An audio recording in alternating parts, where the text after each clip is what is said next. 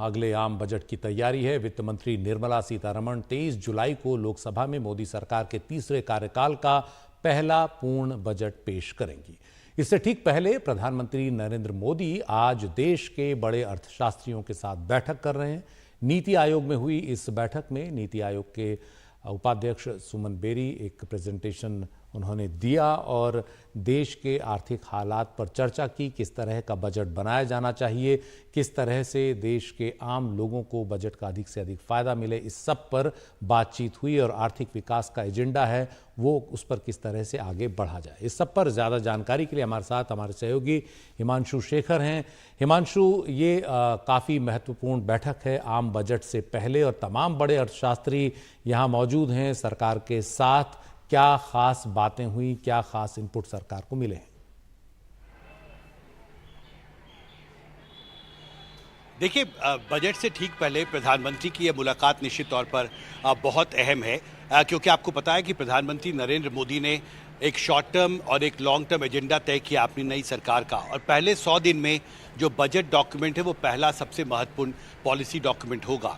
और जब भी लोकसभा चुनावों के बाद नई सरकार का गठन होता है और जो पहला फुल बजट नई सरकार पेश करती है, उसमें एक बहुत महत्वपूर्ण और एक बड़ा संकेत मिलता है कि अगले 5 साल अर्थव्यवस्था की दिशा और दशा क्या होगी। और आज जो इंटरेक्शन प्रधानमंत्री का हुआ है अर्थशास्त्रियों के साथ, उसमें दोनों ही पहलुओं पर चर्चा हुई है कि शॉर्ट टर्म में बजट को लेकर सरकार की क्या प्राथमिकताएं होनी चाहिए और लॉन्ग टर्म में भारत अब दुनिया की तीसरी बड़ी अर्थव्यवस्था बनने की दिशा में तेजी से आगे बढ़ रहा है। तो लॉन्ग टर्म में अगले 3-4 साल 5 साल में सरकार को आगे और क्या करना होगा। और देखिए, 3-4 चीज़ें आइडेंटिफाई की गई हैं सरकार द्वारा। पहला है कि आर्थिक सुधार का जो एजेंडा है उसे आगे बढ़ाना। कई राज्यों ने श्रम सुधार के जो नए कानून थे उनको अभी तक लागू नहीं किया है। कुछ पब्लिक सेक्टर इंटरप्राइजेस हैं, कुछ सेक्टर्स हैं जिसके प्राइवेटाइजेशन का जो एजेंडा है वो लंबित है।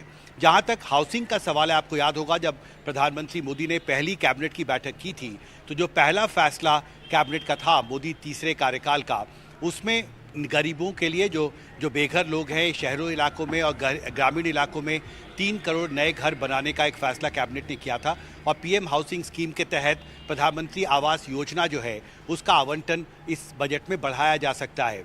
साथ ही इंफ्रास्ट्रक्चर एक की फोकस एरिया रहा है। अंतरिम बजट में भी वित्त मंत्री ने जो इंफ्रास्ट्रक्चर के लिए जो एलोकेशन था वो करीब 11% बढ़ाकर 11,11,000 करोड़ किया था। इस बार उनके सामने उद्योग जगत की तरफ से सुझाव रखा गया है कि आवंटन और बढ़ाना ज़रूरी है, क्योंकि इंफ्रास्ट्रक्चर पर जितना ज़्यादा पैसा खर्च किया जाएगा उतने नए रोजगार के अवसर पैदा होंगे और अर्थव्यवस्था में ग्रोथ मोमेंटम मजबूत होगा। तो ये सारे 3-4 चीज़ें हैं। कृषि पर भी प्रधानमंत्री बोल चुके हैं कि किसान और कृषि क्षेत्र उनकी सरकार की प्राथमिकता होगी।